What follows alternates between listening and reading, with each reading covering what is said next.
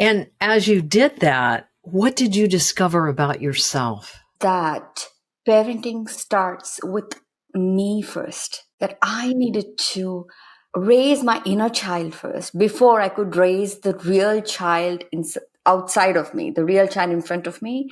I needed to raise myself first, and which is where everything starts. Yes. Because when my child was having a tantrum, I was having an adult tantrum. Welcome to the Health Conscious Living Podcast. I'm Dr. Gayle Myers, integrative medicine physician. The purpose of this show is to teach you the same framework I've used to help heal myself and hundreds of others. We'll cover lifestyle health habits, meditation, and mindset topics to unlock your potential for optimal living and thriving. Welcome to the Health Conscious Living Podcast. I'm Dr. Gayle Myers, and today my special guest is Sapna Radhakrishnan. Sapna is a certified conscious parenting coach, NLP practitioner, and author of the book, Yelling to Zenning. She has been featured in various media outlets to include Parents Magazine, Forbes, Newsweek, and ABC Dallas. Sapna empowers parents who want lives filled with connection, authenticity, purpose, laughter, and resilience. Welcome, Sapna. Thank you so much for having me, Gayle. It's such pleasure. It's great to have you. So tell us, how did you go and become a conscious parent? What was your journey? It started off when I would say way before I had my son, because I had all these ideologies about parenting. Nobody actually told me what parenting was. So I started making up stories, or imagining how parenting would be, which is we would wear matching clothes, we would go shopping, people would comment on us looking cute together. So that was my idea of parenting. How hard can it be? You feed the child, you put them to sleep, you take them out. This is what I thought parenting was. But when my son was born, the whole idea was shattered. He was not sleeping through the night, which what most babies do. I had to wake up every couple of hours to check on him. He was gagging. He would fall sick quite often. I was tired, confused. I didn't know if I was doing something wrong because I thought parenting, this is what I heard. Oh, you're going to enjoy parenting. It's going to be beautiful. And I used to see babies and I was like, oh, they're so cute. I thought I would be playing with them all the time. So because I had this preconceived notion about parenting, it didn't match with my reality. I felt I was doing something wrong, or worse, something was wrong with me, as I was not doing the right things, and maybe I'm not fit to be a good mother. All those things were not helping. They were making me feel even worse, and I was not fully being present for my child. I knew I had to do something. I needed to change something. So I went on this quest on figuring out what is happening within me, what I can change. Actually, I went out seeking, maybe there's a book that's going to give me a 1, 2, 3 steps to manage your child, put him to sleep, getting him to eat. While those were helpful, I was still getting frustrated. He was not like, one day he would eat, one day he would not eat, one day he would sleep, one day he would not sleep. And it's just frustrating me. Though those books were giving me the 1, 2, 3 steps, it was not fully helping. So I had to go deeper, dig deeper, go on this quest, really. And as you did that, what did you discover about yourself? That parenting starts with me first, that I needed to raise my inner child first before I could raise the real child outside of me, the real child in front of me. I needed to raise myself first, and which is where everything starts. Yes. Because when my child was having a tantrum, I was having an adult tantrum. The mirror. Yeah. Yeah. I had to heal that first. And so how did you do that? And how did that change your well-being and then shift your parenting relationship?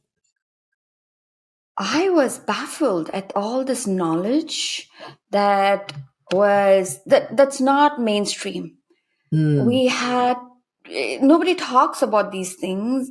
In fact, what I noticed in my surroundings was it was shameful to talk about an issue. And we were told as mothers that we are all giving, we had to put our children first, which was kind of conflicting for me, because I would see, when I saw mothers go out, when I went out, I would see other mothers feeding their children first. And I couldn't do that because I was starving. I would get annoyed at my child.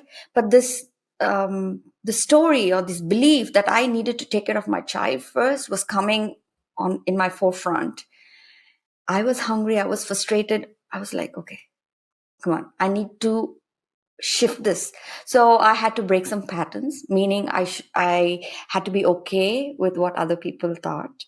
I had to break some patterns, and actually choose my well-being and choose my child over everything else.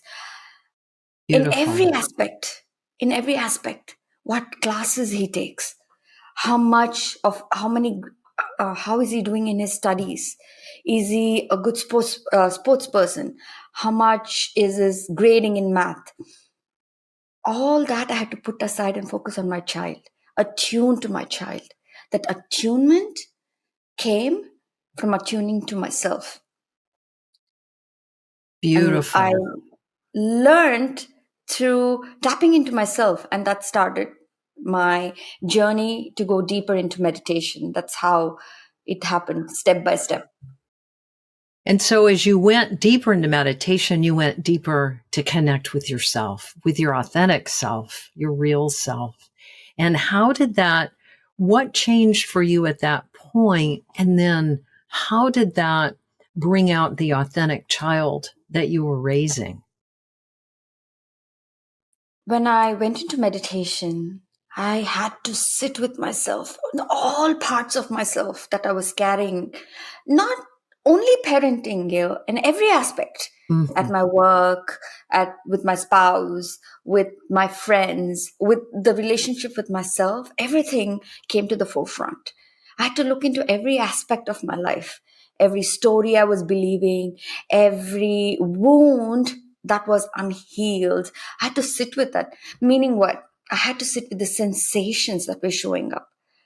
And what I realized was, especially, which is true in parenting, we are so afraid of pain. And we are trying everything possible to protect our children from pain. Why? So that we can protect ourselves from our pain of watching them in pain. You see?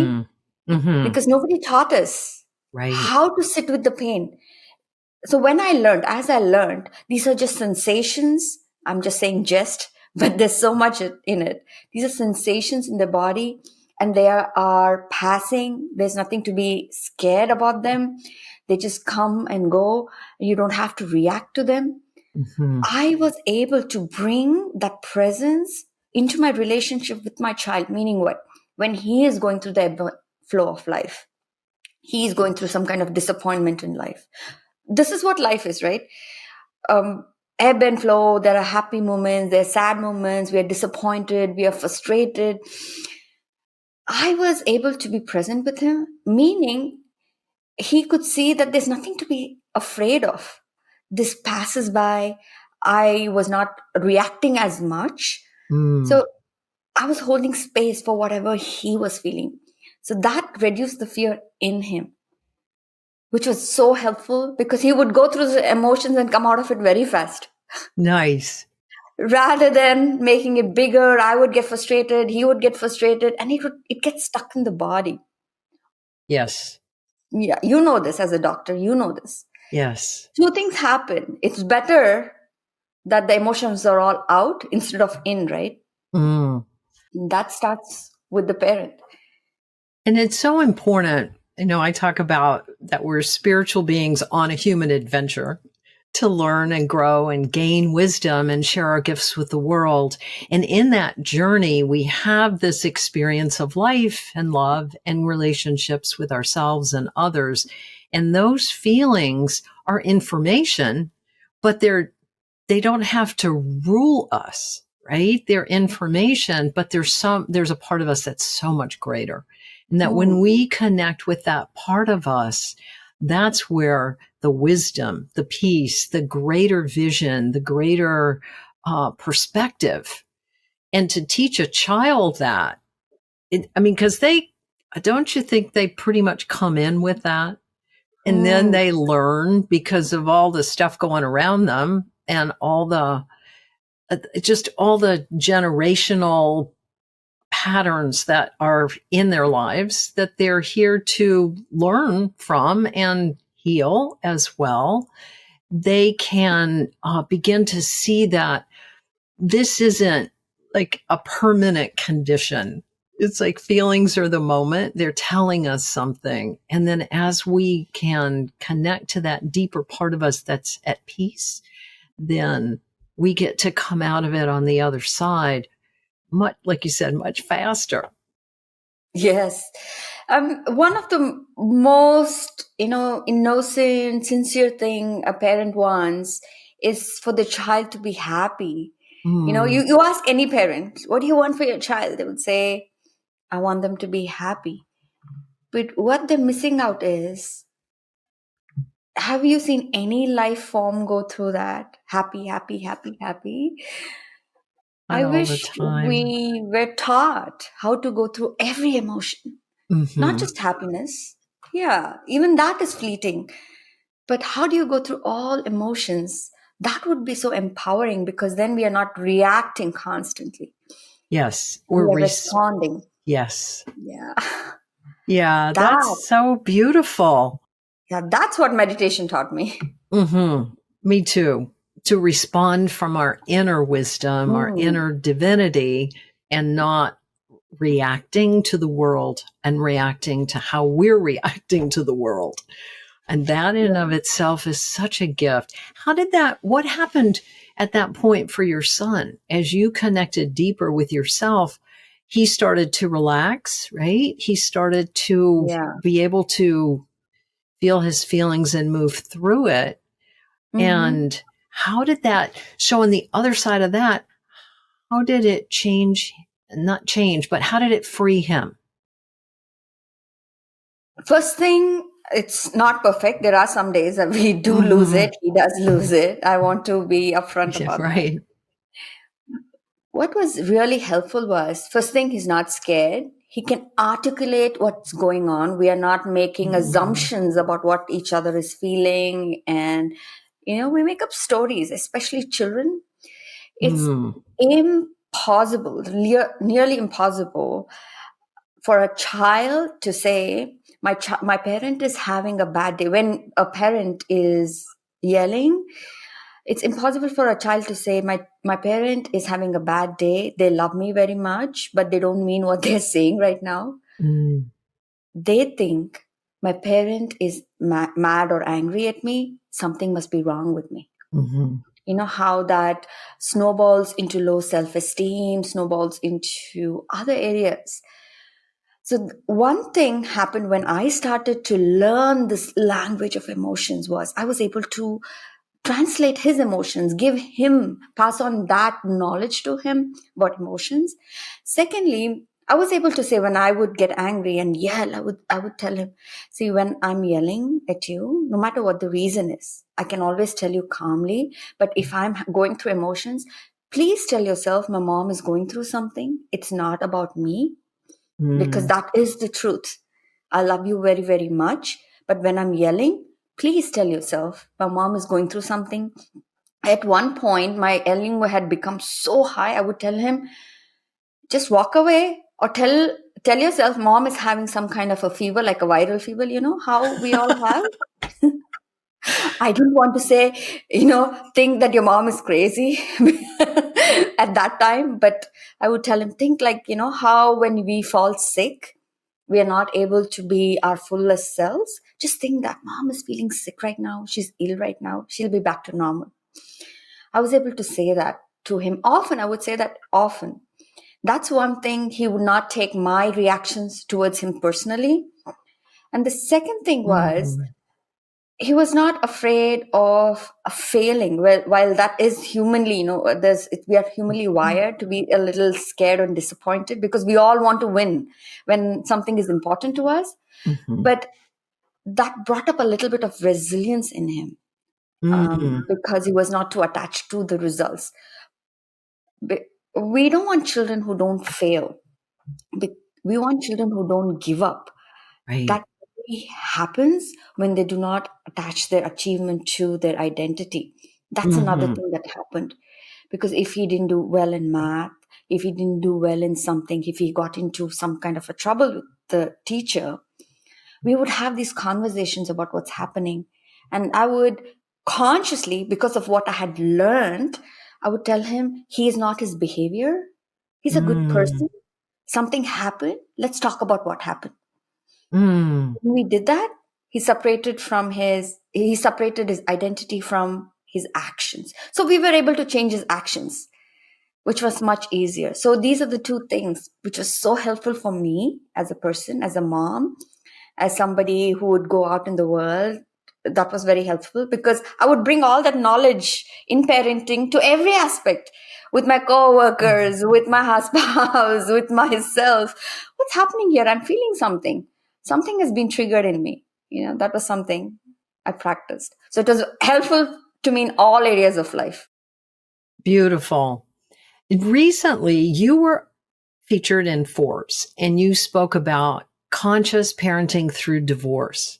And I'm sure there are some listeners now that would really benefit from your wisdom in that field. So what would you share with a parent or parents who are going through a divorce?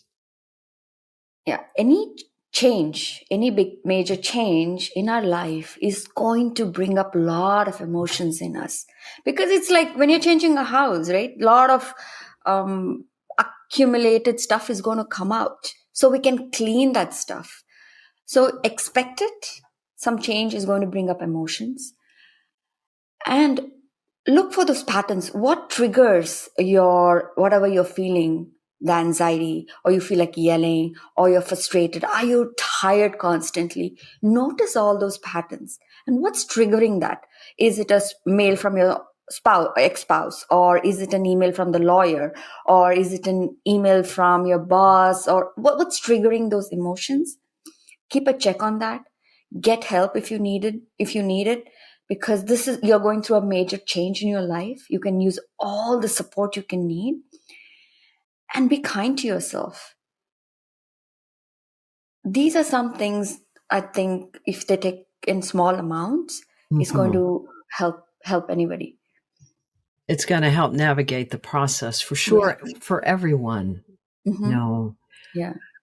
So as you have journeyed in conscious parenting, how do you now help parents? No, conscious parenting was so helpful to me, but I had to learn how to translate it to teaching. So I brought in all NLP, conscious parenting, and NLP are some amazing tools that your parents can use. And I use compassionate inquiry, and I have a step-by-step process parents can use when it comes to connecting with themselves or their children. And I've created this program where poor parents can actually connect first before they can correct their children. And they go through this 8 weeks process with me, and I am with them constantly while they're making this change. And at the end of it, parents are more empowered. They know they have all the tools to connect with themselves. They have the language, the communication skills. They have the articulation, and they feel much stronger going into their everyday life. And they take those tools not only in their parenting, but in every area. That's beautiful. So if we were to ask your son today to talk about his journey with conscious parenting, what do you think he would tell us? He's now a teenager, right? Yes. I don't think he would know the difference because that's what he has grown up with. But he would say that mom does a lot of work, meaning she meditates. She makes me meditate. He might say something like that. And maybe we have these conversations. He might say that. I'm not sure. He might say she's made it easy for me to talk to her. I'm hoping he says that. Yeah, and to be able to shift that to his relationships. You know, his relationships with his friends and girls and later women, and have that ability to grow in consciousness as a person. So that's just what a gift. And how does conscious parenting shift your outlook in life as a parent? That's a great question. First thing, it brings in a lot of acceptance. You practice that nerve of acceptance. And because it is merged with meditation, you learn equanimity. It's a constant practice. It's an everyday practice. You're not judging situations, events, or people as much as you did before.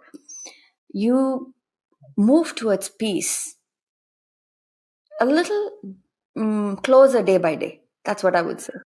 Absolutely. And that's got to improve your health and and wellness, because lowering those stress levels is just going to make you healthier and help you to access more creative parts of yourself. That's very true. How nice. Well, Sapna, this has been lovely. What 3 things do you have to share with the audience? Pearls of wisdom. Pearls of wisdom. 3 things. There's so many things, but my favorite thing is do the work. It's not as hard as we think it is, but it's going to improve every area of your life. And first step is wanting that. Second is taking those little steps towards what you want. And third is be kind to yourself. Beautiful. That is so lovely. Sapna, how can people can find your book on Amazon, and how can they get in touch with you and follow you on social media? Yeah, my social media account is Sapna Rad, R-A-D, coaching. And they can always connect with me. They can DM me, and they can go to my website. That is sapnarad.com. Great. Well, thank you. This has been a pleasure today. And I know that the audience can take home actionable pearls to benefit them in all ways, but especially as conscious parenting. And they take that journey. So thank you. Thank you so much. Thank you for having me, Gayle. I hope today's episode helped you adopt more tools to implement daily. Choose change, look within, see your inner wisdom already exists, and live your optimal health. If this inspires you, I invite you to share this on your favorite social platform, share it with a friend, or just help us spread the importance of health-conscious living. For more health lifestyle tips, check out healthconsciousinc.com, sign up for my email, and follow me at Gayle Myers MD on Instagram. Hit the subscribe button. I'd love for you to give a 5-star review and leave your comments or questions. Until next week, rejoice in the health that you have.